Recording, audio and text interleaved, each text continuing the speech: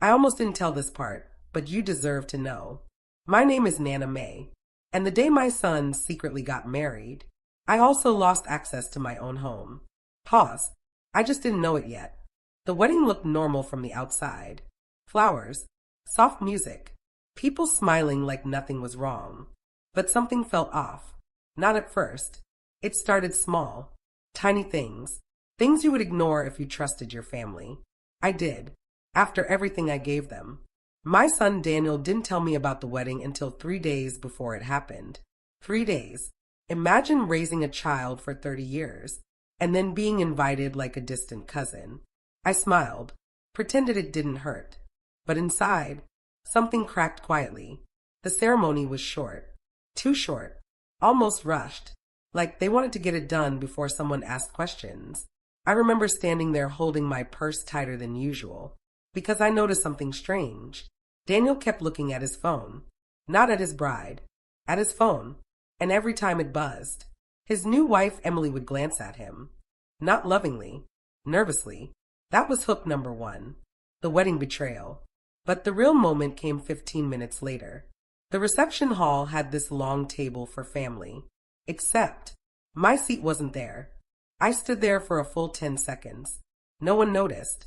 Or maybe they did, and just didn't care. Finally, Emily walked over and said something I still hear at night. "Oh, Nana May, we thought you'd prefer sitting with the extended guests." Extended guests. I blinked. I smiled again, because that's what mothers do when they don't want to embarrass their children.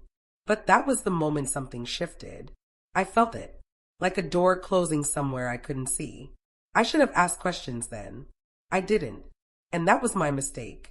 Because 30 minutes later, hook number two happened. My phone buzzed. A bank alert. I remember the exact message. Transaction declined. That didn't make sense. I had plenty of money in that account. I tried again. Same message. Declined. My stomach tightened. I walked outside the hall and called the bank. They said something that didn't sound real. "Your account permissions were modified this morning." Modified? By who? That's when I noticed Daniel watching me through the glass door. Watching. Not walking toward me. Just watching. Like he was waiting to see if I'd figured something out. That's when the first real fear crept in. But I still didn't know how bad things were about to get. Because hook number three came later that night. And it would change everything. But before that happened, something humiliating took place. And I still don't know if my son noticed. During dinner, everyone was laughing in the family group chat. Photos from the wedding were being shared. Except, I wasn't in the chat anymore. I checked twice. 3 times. Nothing. They had started a new group. Without me. I sat there staring at my screen while people around me laughed. Emily leaned over and whispered something to Daniel. Then they both looked at me. Quickly looked away. That detail didn't make sense at the time. But later, it would explain everything. I wish I had asked one more question. I really do. Because if I had, maybe I wouldn't have woken up weeks later at 4 a.m. hearing something in their basement that made me grab my grandchildren and run out of the house barefoot. But we're not there yet. First, you need to understand what happened after the wedding, because that's when things started disappearing. Not objects. Authority. My access to the house security system stopped working the next day. At first, I thought it was a technical problem. Then my smart door app logged me out. Then my bank called again. And then, I received an email from a lawyer. But I didn't open it. Not yet. Because the moment that truly scared me happened that night when Daniel said something I never expected to hear from my own son. He looked at me across the living room and said quietly, "Mom, you should start thinking about moving." That silence after those words told me everything. But I didn't realize yet that someone had already signed documents using my name. And the basement was already being prepared for something. Something I wasn't supposed to see. And that's the part one almost didn't tell you. But if you're still here, then you deserve to know what really happened next. Because the next morning, I noticed something on the house cameras. And when I replayed the footage, my hand started shaking. I almost didn't tell this part, but you deserve to know. The morning after the wedding felt strange. Not loud strange. Quiet strange. The kind where everyone acts normal, But something invisible has changed. I woke up earlier than usual. 5:12 a.m. I remember the exact time because my phone screen was the only light in the room. Daniel and Emily were still asleep upstairs. Or at least, I thought they were. I made tea and sat at the kitchen table.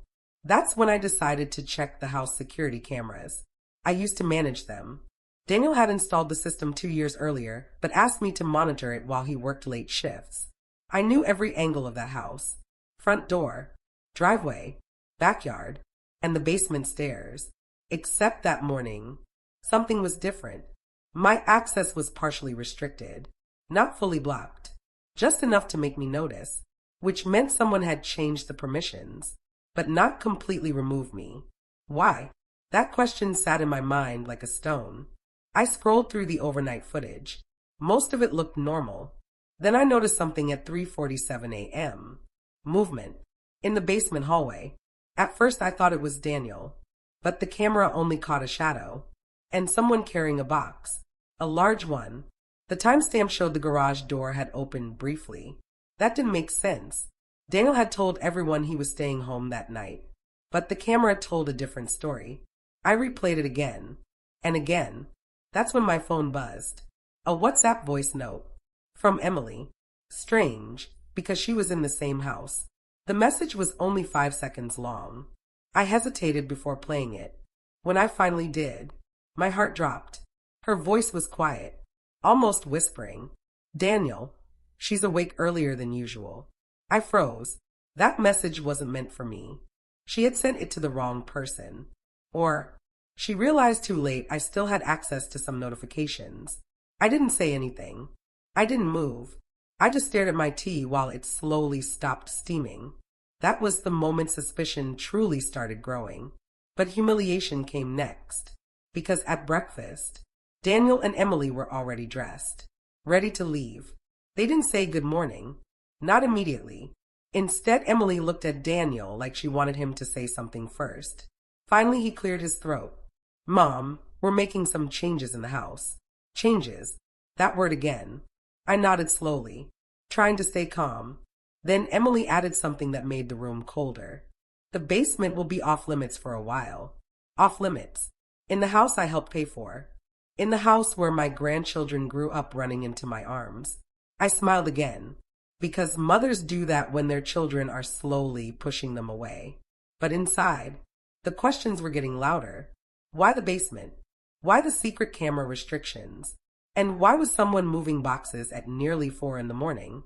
That detail didn't make sense at the time. But later, it would explain the fear I felt that night. After they left the house, I checked the cameras again. This time I noticed something else. A new camera, installed in the basement corridor. One that wasn't there before. Except, I couldn't access its footage. That's when my phone rang. Private number. I almost didn't answer. But something told me to pick up. A calm voice spoke. Mrs. May, this is regarding the authorization documents submitted yesterday. Authorization? My hand started shaking. I think you have the wrong number, I said. The man paused, then replied with something that made my chest tighten. The documents were signed electronically under your name. Signed? Under my name? I suddenly remembered the lawyer email from the night before. Still unopened. That's when a terrible thought crossed my mind. Someone was preparing something. Something legal. Something big. And they didn't want me to know yet. Because if they had, they would have removed my camera access completely. But they didn't. Which meant they thought I wouldn't notice. That was their mistake. The rest of that day felt like walking inside fog. I watched my grandchildren after school. Played with them. Helped with homework. Pretended everything was fine. But inside my head, pieces were starting to move. Then evening came, and something humiliating happened again. The family group chat suddenly became active. Photos from the wedding dinner after party. Everyone smiling, laughing. Daniel, Emily, even my sister. And a message from Emily that read, New beginnings, Red Heart family moving forward. Family moving forward. Without me. I stared at the screen longer than I want to admit. When did I stop being family? I stayed quiet to protect them. But silence has a cost. And I was about to learn how expensive it was, because that night, around 11:40 p.m., I heard footsteps above my room. Slow ones, not Daniel's usual walk. Something heavier, dragging something. I opened my door slightly. The hallway light was off, but I could hear whispers, Emily's voice, and another sound, a metallic click, like a lock being tested. That's when fear started replacing confusion. But the real moment came hours later. The moment that would lead to 4 a.m. The moment that made everything clear. Because at 3:59 a.m., my phone received another notification from the security system. Not from the cameras I could see, from the one I couldn't. Basement camera, motion detected. And 1 minute later, someone turned it off. Completely. That was the first time I truly felt danger inside my own son's house. And what I heard next, coming from beneath the floorboards, is something I still wish I could forget. But I can't, because that sound was a child crying, softly, from the basement.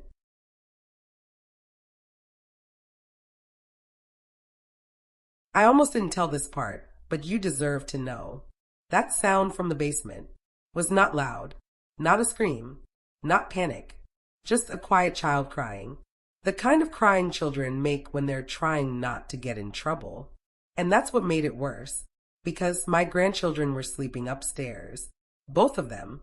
I had tucked them into bed myself, which meant someone else was in the basement, or something was happening down there that no one wanted me to know about. I sat up in bed, completely still, listening. The house was dark, but when you live in a home long enough, you learn its sounds. The refrigerator hum, the pipes in the walls, the wind touching the windows. This sound didn't belong to any of those. It came again, a soft whimper, then silence, then a thud. My heart started beating faster, and that's when something strange happened. My phone lit up. Another notification from the security system, but not the normal one. This one looked different. Temporary access granted. I frowned. Temporary? Who granted it? Before I could think too much about it, the basement camera suddenly appeared on my screen. For exactly 10 seconds. Just 10. And what I saw in those 10 seconds made my stomach turn. There were boxes, dozens of them, stacked along the wall. Some labeled, some not. But that wasn't the part that scared me. What scared me was the playpen. In the corner, a small portable crib. And inside it, movement. I blinked. The camera feed cut off. Gone. Access revoked. My hands were shaking now. That detail didn't make sense at the time. But later, it would explain everything Daniel had been doing for the past 2 months. I should have woken him up right then. Demanded answers. But something stopped me. A feeling I can't explain. Instinct. The kind mothers get when danger is nearby. So instead, I quietly opened my door. The hallway was dark again. But I noticed something new. The basement door was slightly open. Just a little. Enough for light to leak through. Which meant someone was down there. I walked slowly, carefully, trying not to make the floorboards creak. Halfway down the hallway, I heard voices. Daniel's voice, low, tense, and Emily whispering back. I couldn't hear every word, but I heard enough to understand something was wrong. Emily said, "What if she finds out?" Daniel replied quickly, "She won't."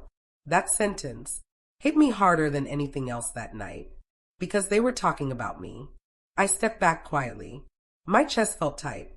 I had protected that boy his entire life, and now he was hiding something inside the house from me. Something big, something secret. Then I heard another sound. A phone notification.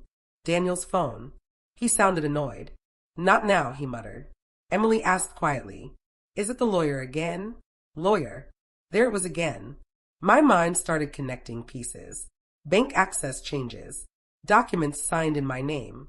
Basement restrictions. New cameras. Boxes. And now a lawyer involved. That's when fear turned into something else. Suspicion. Real suspicion. I went back into my room. Closed the door slowly. But I didn't sleep. Not even close. Because at 4 a.m., something happened that changed everything. The basement door downstairs slammed shut. Hard. Then silence filled the house. Complete silence. The kind that feels heavy, like everyone is holding their breath. I waited. 5 minutes. 10 minutes. Nothing. Then suddenly, my phone buzzed again. This time it wasn't a security alert. It was an email. From the lawyer. The same one. Subject line. Property transfer confirmation. My hands froze. I opened the message, and what I read made the room spin. The document claimed that I had agreed to transfer partial ownership of the house to Daniel and Emily, signed digitally, under my name, but I had never signed anything. Not once. That's when the truth finally started creeping in. Someone had been preparing this for weeks, maybe months, and I was the last person to know. I wish that was the worst part. It wasn't, because a minute later, I heard footsteps again, coming upstairs, slow, careful, like someone checking if I was awake. The footsteps stopped outside my door. I held my breath. The handle moved slightly, then stopped, and Daniel's voice whispered through the door. "Mom, are you awake?" I didn't answer. Not yet, because something inside me said this was just the beginning, and the real danger was still waiting in that basement. I almost didn't tell this part, but you deserve to know. That morning after Daniel whispered outside my door, I pretended nothing had happened. That's what mothers do when they're trying to protect their children, even when they suspect those same children might be hurting them. Daniel knocked again, softer this time. "Mom." I forced my voice to sound sleepy. Yes. The door opened slowly. He stepped inside, careful, watching my face like he was searching for something. Fear, suspicion, evidence that I knew. But I smiled, and that seemed to relax him. "Did you hear anything last night?" he asked. Simple question, but the way he asked it told me everything. I shook my head. "No." "Why?" He hesitated, then said something strange. "Just the pipes." Pipes. I've lived in that house longer than he has. I know every sound it makes. And that sound wasn't pipes. Emily appeared behind him in the hallway, watching, not speaking. That detail didn't make sense at the time, but later, it would explain why she looked so nervous every time I went near the basement door. Breakfast that morning was quiet. Too quiet. The grandchildren were still asleep, which was unusual for a school day. I asked about it. Emily answered quickly. "We let them stay home today." No explanation. No discussion. Just a decision already made. That was humiliation moment number one that day. Because normally, I was the one who helped plan their mornings. But suddenly, my voice didn't matter anymore. When did I stop being family? I stayed quiet to protect them. But inside, I was starting to watch everything. Carefully. Every movement. Every look between Daniel and Emily. Then something interesting happened. Around 10:30 a.m., Daniel got a phone call. I could tell immediately it was serious. His tone changed. Short answers. Controlled voice. Then I heard one sentence clearly. "Yes, the papers should be finalized today." Papers again. Lawyer again. My chest tightened, because I had already seen the email. But Daniel didn't know that. Not yet.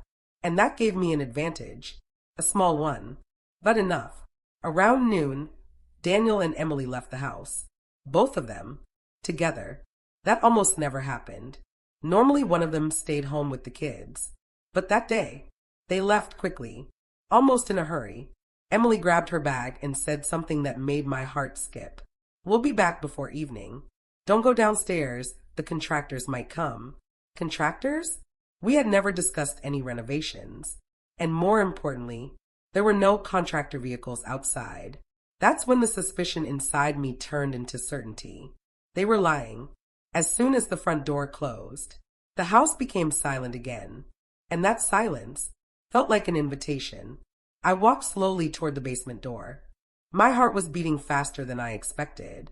Not because I was afraid of the basement, but because I was afraid of what I might discover about my own son.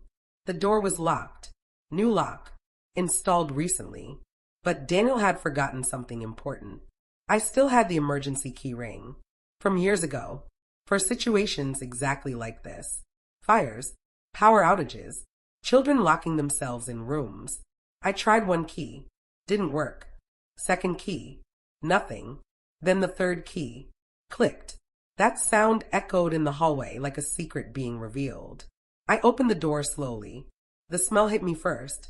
Not bad. Just unfamiliar. Like new plastic and cardboard. The basement lights were on, but dim. And when I stepped down the stairs, I immediately noticed something that made my stomach tighten. More boxes. Much more than what I saw on the camera. Stacked almost to the ceiling in some places. Labels with shipping codes. Storage company tags. This wasn't random. This was organized. Planned. Prepared. Then I saw the playpen again. In the same corner. But empty this time. That didn't make sense. Because I had heard a child crying last night. I walked closer. And that's when I noticed something on the floor next to it. A tablet. Hospital-style tablet. Used for patient check-ins.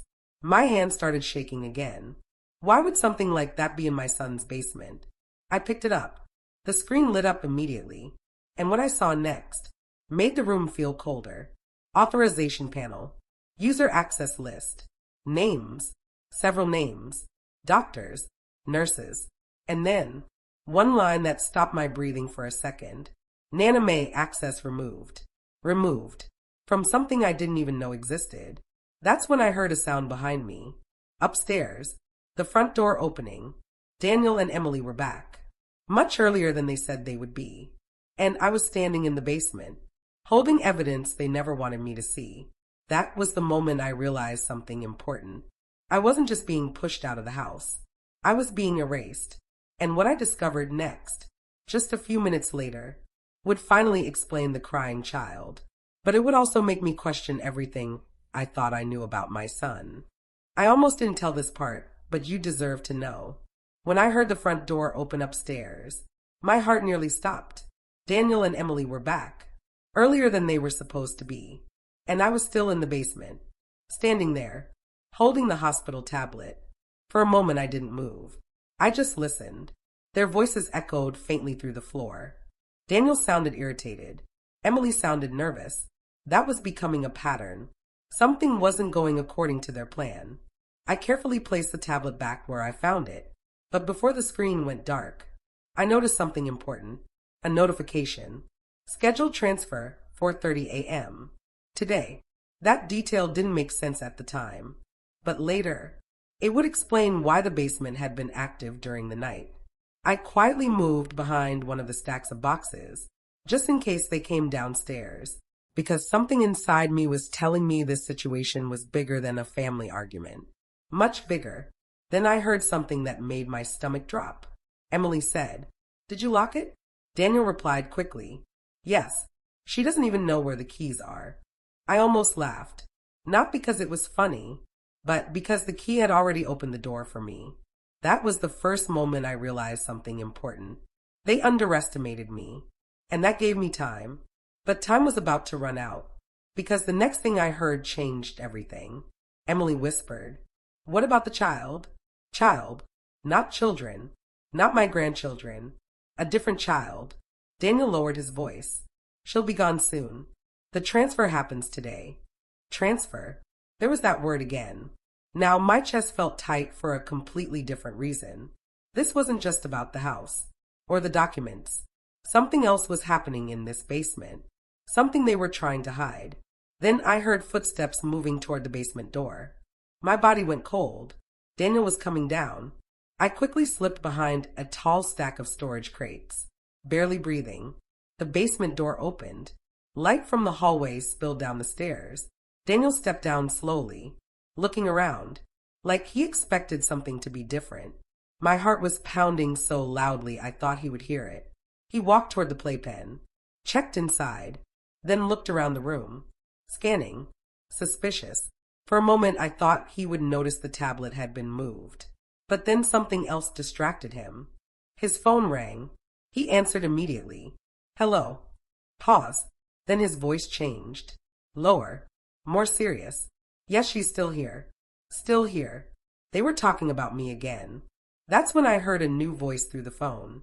Not clearly, but enough to understand something important. Authority. The kind of voice that gives instructions. Daniel nodded. then said something that made my hands shake.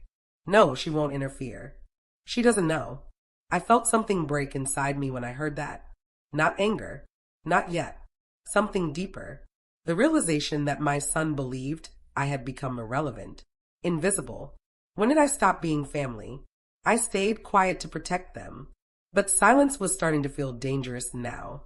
Then Daniel said something that made the entire situation much worse. The paperwork is ready. Once the transfer goes through, everything changes. Everything changes. That sentence stayed in my head, because just minutes later, Daniel walked over to the boxes, opened one, and inside, I saw something I never expected. Medical supplies, sealed kits, hospital wristbands, documents. This wasn't storage. This was preparation. Then he closed the box quickly, like he didn't want even the air to see it. And that's when something happened upstairs. A loud crash, followed by one of my grandchildren crying. Daniel rushed toward the stairs immediately, leaving the basement. The door closed again, and I was alone. But now, I had seen enough to understand something was very wrong. I stepped out from behind the crates. My legs felt weak, because the pieces were starting to connect. Legal documents, ownership transfer, hospital systems, secret child, and a basement operation happening at night. Then something caught my attention. A small blinking light on the far wall. A camera, not the one I had seen before. A different one, hidden better, pointed directly at the playpen. That's when my phone vibrated again. Unknown number. But this time, I answered. The voice on the other end spoke quietly. Mrs. May, if you're still in that house, you need to listen carefully. My stomach tightened, because the voice sounded worried. Not professional. Worried. Then they said something that made the room feel colder. You were never supposed to stay this long. I froze, and the next sentence was the one that made me realize the situation was more dangerous than I thought. They're planning to move everything tonight. Everything. Including whoever had been crying in that basement. And that's when I made a decision that would change the rest of this story. I was going to find out the truth. Before 4 a.m. came again. I almost didn't tell this part, but you deserve to know. After that phone call, I couldn't think the same way anymore.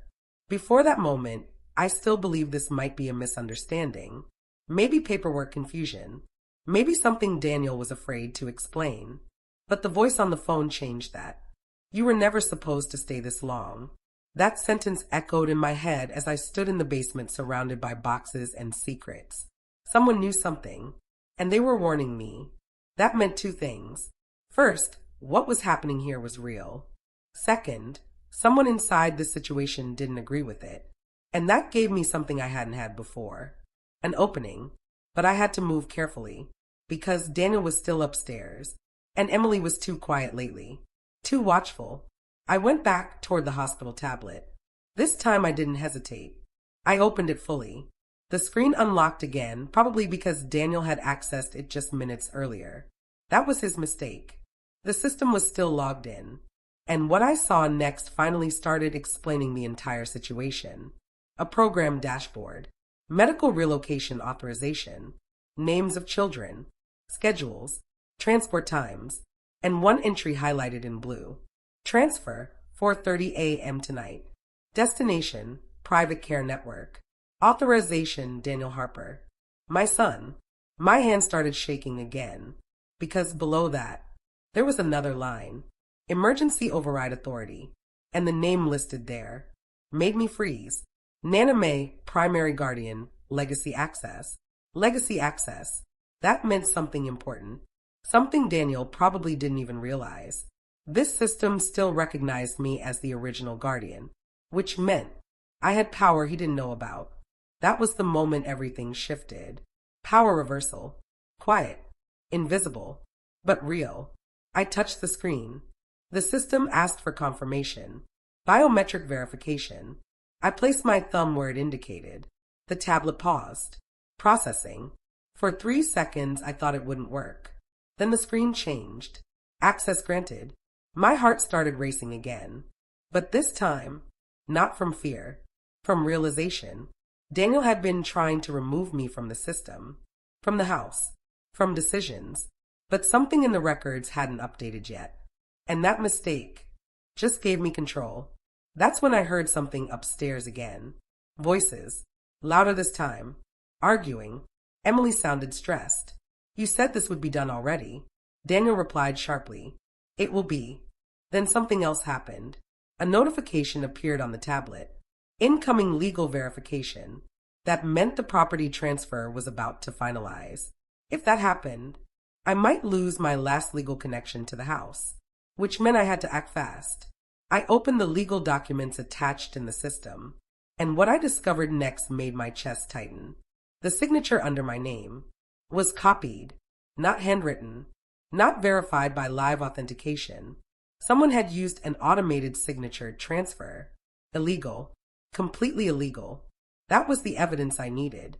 But the biggest discovery came a few seconds later, when I opened the child profile connected to the transfer, and the name on that file was not someone I recognized, not my grandchild, not any relative, a girl, 6 years old, registered temporarily under emergency placement.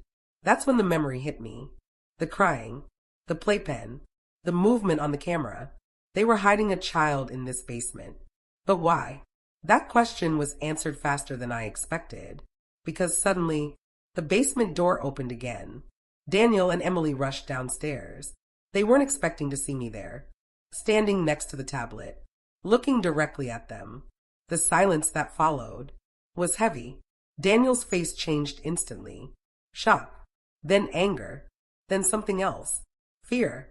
Mom, what are you doing down here? I didn't answer immediately. Instead, I turned the tablet screen toward him and said quietly, I think the better question is, what are you doing? Emily's face went pale. Daniel took a step forward, but then the tablet made a sound. Alert notification. Transfer delay activated. By user, Nana May. That's when Daniel realized something important. I had just stopped their plan. And for the first time since the wedding, my son looked unsure. Really unsure. The power had shifted, but the danger was about to get much worse, because Daniel said something that made my stomach drop. You shouldn't have done that. And right after he said it, someone knocked on the front door upstairs. Hard. 3 loud knocks. Not family. Not neighbors. Something much more serious. And the moment Daniel looked at Emily, I knew one thing. The situation had just escalated. I almost didn't tell this part, but you deserve to know. Those 3 knocks on the front door changed the air in the house. Daniel froze. Emily's eyes widened in a way I had never seen before. Not surprise. Fear. Real fear. For a moment no one moved. The basement suddenly felt smaller, quieter. Then the knocking came again. Louder this time. Daniel looked at the stairs, then at the tablet in my hands, then back at me. His voice dropped lower. Mom, give me the tablet. I shook my head slowly. No. That single word seemed to hit him harder than anything else that night, because Daniel wasn't used to hearing it from me. Emily stepped forward, trying to sound calm. This is complicated, Nana May. Complicated. That word again. People use that word when they're hiding something they know is wrong. I didn't answer her. Instead, I asked the question that had been growing inside me since the night before. Who is the child? The silence that followed lasted just long enough to confirm something important. They weren't ready for that question. Then Daniel finally spoke. She's not supposed to be here long. That wasn't an answer. That was avoidance. And it made everything worse. Upstairs, the knocking turned into voices. Someone calling out from the porch. Daniel Harper?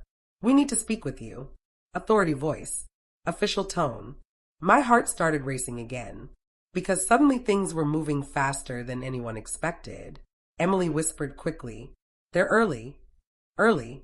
That meant someone else was supposed to arrive later, which meant whatever was happening tonight had a schedule, and we were already off it. Daniel ran a hand through his hair, thinking fast. Too fast. Then he looked directly at me. Mom, you need to trust me. That sentence hurt more than I expected, because trust had been disappearing piece by piece ever since that wedding. I answered quietly, then start telling the truth. The knocking came again. Harder. Daniel cursed under his breath and rushed upstairs. Emily stayed in the basement with me, but she wasn't looking at me. She was looking at the playpen. Then she said something unexpected, softly, almost like she didn't mean to say it out loud. We were trying to fix something. Fix something. That was the first honest sentence anyone had spoken to me since this started. But before I could ask more, we heard the front door open upstairs. Voices. Serious ones. Daniel speaking with someone. Papers rustling. Shoes stepping inside. More than one person. Then something strange happened. Emily suddenly looked at me differently. Not like an enemy. Like someone who might help. She moved closer and whispered quickly, "They think you already signed the transfer." I frowned. "I didn't." "I know," she said. And for the first time, Emily looked genuinely scared. Then she said the sentence that finally started revealing the truth. "The child in the basement isn't supposed to exist in the system yet." My stomach tightened. "What does that mean?" Emily hesitated, then answered quietly, "She's evidence." Evidence. That word made the entire situation shift in my mind. This wasn't just paperwork. This wasn't just property. Something much bigger was happening. Upstairs we heard Daniel again, louder now, arguing with someone. Then footsteps moving quickly toward the basement. Emily stepped back immediately, back into the role she had been playing. The door opened. Two men stood behind Daniel. Not police, but official. Government badges clipped to their jackets. One of them looked directly at me, then at the tablet in my hands, then said something that made my heart stop for a second. "Mrs. May, we didn't expect you to still have system access." Still have access, which meant they knew who I was. The other man stepped forward slowly. Professional voice. Calm, but serious. "We need to talk about what's been happening in this house." Daniel looked tense. Emily looked exhausted. And I was standing there realizing something important. This situation was never just about my son pushing me out. It was about something much bigger than our family. But then, the sound that came from the far side of the basement changed everything again. A small voice, a child's voice, calling softly, "Is it safe now?" Everyone in the room went quiet. And in that moment, I understood something I hadn't realized before. The child wasn't being hidden from me. She was being hidden from someone else. And whoever that someone was might already be on their way to this house. I almost didn't tell this part, but you deserve to know. When the child's voice came from the corner of the basement, everything changed. The two men who had come with Daniel immediately turned toward the sound. Emily closed her eyes for a second, like something she had been trying to prevent had just happened anyway. And me, I felt something deep inside my chest shift, because the voice sounded small. Scared, not like someone being hidden for something bad, like someone being protected. One of the men stepped forward slowly. Gentle voice. "It's okay. You can come out." For a moment nothing happened. Then a small girl stepped out from behind the stack of boxes near the playpen. She looked about 6 years old, holding a blanket, watching everyone carefully. The room stayed silent. Then she looked directly at me and said something that broke my heart. "You're the nice grandma, right?" Nice grandma. I didn't even realize my eyes had filled with tears until that moment, because that child had been here long enough to recognize me, which meant something important. She had seen me before, but I had never seen her. That detail didn't make sense at the time, but a few minutes later, it would explain everything. One of the officials knelt down gently. "Hi there. Do you remember my name?" She nodded slightly. "Mr. Harris." So they knew each other. That meant this wasn't a random situation. This was planned, organized, but something had gone wrong. Daniel looked exhausted now, like someone who had been carrying something heavy for too long. Then the official, Mr. Harris, turned to me. "Mrs. May, I think you deserve an explanation." Deserve. That word mattered, because for the first time since the wedding, someone in this house was treating me like I still belonged. Emily finally spoke. "Quiet. We were going to tell you." I looked at her, then at Daniel, and said something honestly. When neither of them answered, that told me enough. Mr. Harris stood up slowly, then said the sentence that started revealing the real situation. "This child is part of an active investigation." The basement suddenly felt colder. Investigation. That word connected a lot of things. The medical equipment, the system tablet, the secrecy, the late night movements. Then he continued, there are people looking for her. My stomach tightened, because now the fear made sense. Daniel wasn't hiding something illegal. He was hiding someone important. But then a new question appeared in my mind. Why here? Why my house? Mr. Harris seemed to read that question on my face. Your son volunteered this location as a temporary protection site. I turned toward Daniel slowly, and for the first time since this started, I saw the truth in his eyes. Not manipulation, not guilt, fear. The kind of fear someone carries when they're trying to do something dangerous for the right reason. Then Emily added something quietly. We didn't want you involved. I frowned. Why? Daniel answered this time. Because once your name was in the system, you could become a target too. Target. That word hit differently. Suddenly the strange phone call I had received earlier made more sense. You were never supposed to stay this long. Someone had been watching the situation closely, and things had already started going wrong. Then Mr. Harris said something that made the entire room tense again. We need to move her tonight. That matched the transfer I had seen on the tablet. 4:30 a.m. But I had delayed it, which meant something important. I had just changed the timeline of an investigation. Daniel looked at me again. This time not angry, just serious. You stopped the transfer. I nodded. Yes. He took a slow breath. Then we don't have much time left. Because that's when something happened outside the house. A car door slammed. Then another. Everyone in the basement went silent again. Mr. Harris looked toward the stairs immediately. Did anyone else know about this location? Daniel hesitated. Just for a second. But that second was enough to make everyone nervous. Because hesitation in a moment like that means uncertainty. And uncertainty means danger. Then the little girl said something that made my heart race again. They found me once before. The entire room froze. And Mr. Harris whispered quietly, that means they might already be here. That was the moment I realized something important. The night at 4 a.m. hadn't happened yet. The real danger was still coming. And this time, I wasn't just protecting my family. I was protecting a child. I almost didn't tell this part, but you deserve to know. When we heard the car doors outside the house, every person in the basement reacted differently. Mr. Harris went completely still. Emily grabbed the edge of the table beside her. Daniel looked toward the stairs like someone calculating time. But me, I looked at the child, because suddenly nothing else mattered more than that.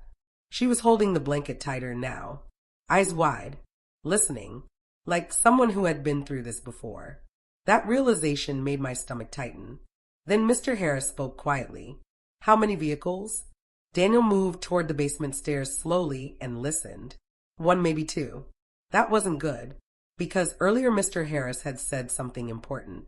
There were people looking for her. Not police, not neighbors, people. That meant we didn't know exactly who was outside. Emily whispered quickly, they're early again, which meant this wasn't random. Someone had found the location faster than expected. Mr. Harris turned toward me. Serious now. Mrs. May, I need to ask you something important. I nodded. If we need to leave quickly, do you know another way out of the house? That question immediately brought something back to my memory. A small detail from years ago. Something Daniel probably didn't even remember anymore. The old storage exit, behind the basement wall. Originally built as an emergency access when the house was renovated. It hadn't been used in years, but I knew it was still there. I looked toward the far corner of the basement, behind the stacked crates, and said quietly, yes. Everyone in the room turned toward me. Daniel looked surprised. I forgot about that door. Of course he did. Children grow up in houses, but mothers remember every hidden corner. That's when something upstairs changed. Footsteps on the porch. Slow, testing the boards. Then someone knocked again. But this knock was different. Not official. Not polite. Heavy. Intentional. Mr. Harris's expression hardened immediately. They found the right house. The child stepped closer to me instinctively. That moment told me something important. She trusted me. Even though we had barely spoken, I knelt down slightly. It's okay, I told her, even though I wasn't completely sure it was. Upstairs, a voice called out, Daniel Harper, we know you're home. Not the same voice from earlier. Different. More aggressive. Daniel looked at Mr. Harris, and that's when the truth became clear. Those people outside were not the investigators, which meant we had a serious problem. Mr. Harris lowered his voice. We don't have time anymore. Emily moved quickly to gather a small bag from one of the boxes. Prepared bag. Already packed. Which meant they had expected something like this eventually. Daniel looked at me again. This time not as a son asking his mother, but as someone trusting an ally. Mom, where's the exit? I pointed toward the stacked crates along the far wall. Behind those, we started moving them quietly. Fast but careful, because the knocking upstairs had stopped. And silence outside a door like that is often worse than noise. Then we heard something that made my heart race. A car slowly pulling into the driveway. Another one. That meant more people. Mr. Harris whispered, They're surrounding the house. The child squeezed my hand. And in that moment, I remembered the title of this story. What I saw at 4 a.m. Because the clock on the basement wall showed something that made everything feel heavier. 3:41 a.m. We were getting closer. Closer to the moment everything would break open. Daniel pulled the last crate aside. And there it was, the hidden exit panel. Dusty, but still intact. Emily pushed it open slowly. Cold night air rushed inside the basement. For a second, everyone felt relief. But then, a sound came from outside near the side yard. Footsteps. Someone already out there. Mr. Harris whispered something under his breath that I couldn't fully hear. But I understood the meaning. We were running out of safe options. That's when the child said something quietly. Something that changed how I saw the situation. They don't like Grandma's helping. I looked down at her and asked gently, Why do you say that? She answered in the calmest voice imaginable. Because the last one got in trouble. That sentence stayed in my mind. Because suddenly I realized something important. This wasn't the first safe house, which meant the people outside had been chasing her for a while. Then suddenly, the lights in the house went out. Complete darkness. Someone had cut the power. And that's when I knew something for certain. The moment at 4 a.m. was about to happen. I almost didn't tell this part, but you deserve to know. When the lights went out, the house felt completely different. Not just dark, threatening. The kind of darkness where every small sound feels louder than it should. For a second nobody moved. Then Mr. Harris whispered. They cut the power, which meant one thing. The people outside weren't guessing anymore. They knew exactly where we were. The child squeezed my hand tighter. And something inside me changed in that moment. Because suddenly I wasn't thinking about the house, or the documents, or even Daniel's betrayal earlier. I was thinking about protecting someone. The same instinct that raised my son. The same instinct that made me stay quiet for years. But this time, I wasn't going to stay quiet. Daniel turned on the flashlight on his phone. The beam cut across the basement walls, boxes, the exit panel, the stairs, and finally, the clock on the wall. 3:52 a.m. We didn't have much time left. Upstairs, we heard movement inside the house. A door opening. Someone had come in. Emily whispered urgently. They're inside. Mr. Harris looked toward the exit again, then back toward me. Mrs. May, if we go out there now, they might see us. He was right. But staying here was worse, because the people upstairs were moving closer. Slowly.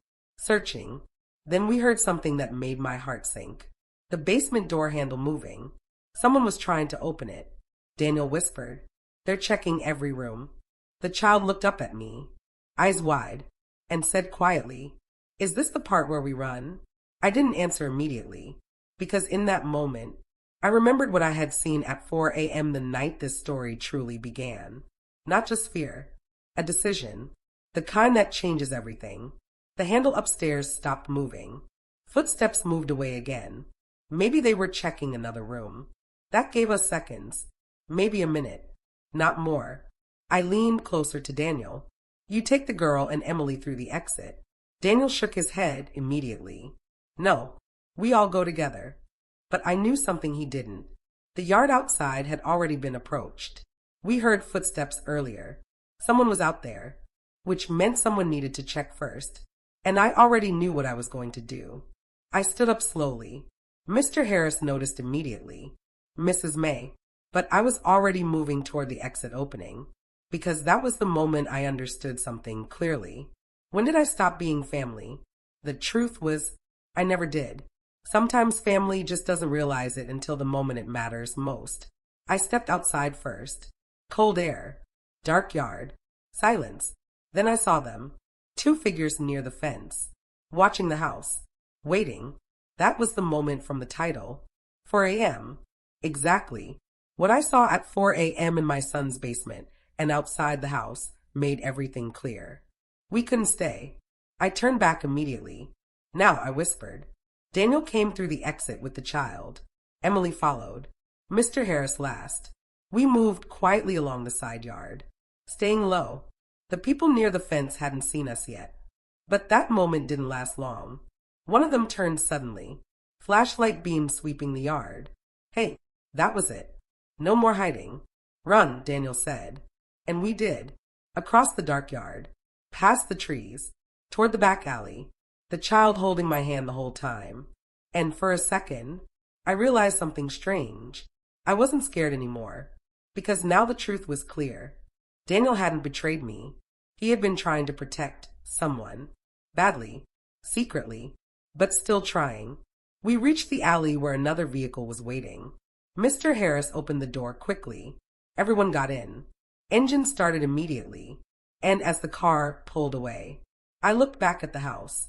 The house I thought I had lost. The house where everything changed. Daniel looked at me quietly. I'm sorry, Mom. That was the first honest apology I had heard since the wedding. I nodded slowly. I know. The car drove through the empty street. Early morning still quiet. And I realized something important. Justice doesn't always look dramatic. Sometimes it just looks like getting someone to safety. Mr. Harris turned back slightly. You did the right thing tonight. Maybe. Maybe not. But one thing was certain. I forgave my son. Eventually. But I never gave him access to my bank account again. And I made one rule after that night.